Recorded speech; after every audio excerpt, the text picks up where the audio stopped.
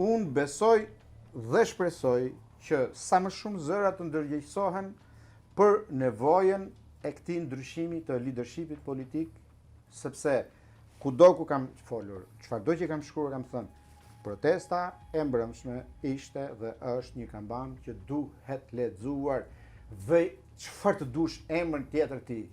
Ajo ishte dështim. Quaje ekskursion, quaje aktivitet, quaje olimpiad, quaje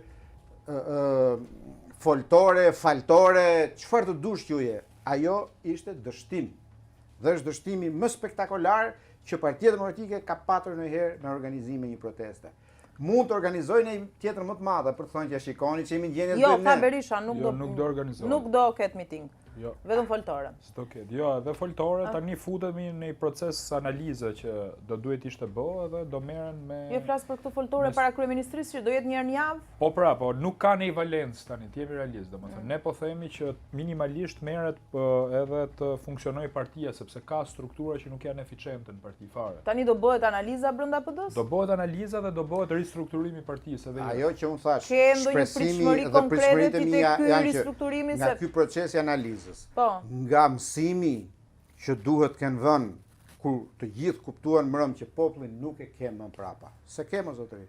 Për çfarë arsye gjeje ti, po nuk e ke.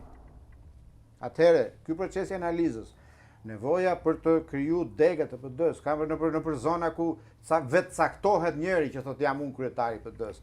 Edhe tash ti do të bësh protestë, organizosh një muaj përpara të 20 veta ti, ke 16 ti nga qyteti, aty 50 tjetër dhe do i muaj me mbledh 10.000 njerëz. Te kjo analiza pret gjë? Më mirë analizë se sa protesta për mendimin tim tani në raportet siç është PD-ja.